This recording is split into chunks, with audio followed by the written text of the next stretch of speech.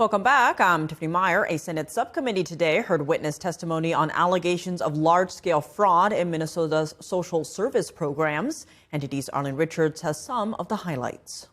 We will explain how the fraud actually took place, the mechanics by which these schemes operated, and the very real harms they inflicted, not only on taxpayers, but on vulnerable children and on law-abiding Somali families whose trusts and identities were exploited. Republican Senator Ted Cruz kicked off a hearing on Wednesday that examined allegations of massive fraud in Minnesota's social services programs.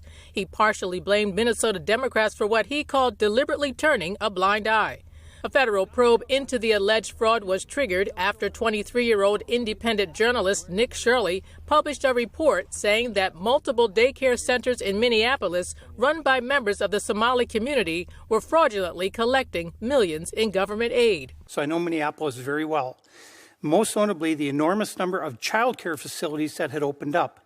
I would drive around the Twin Cities, and it seemed these child care facilities were literally on every block. Independent investigative journalist David Hoke worked with Shirley. He said the fraud is easily in excess of $30 billion.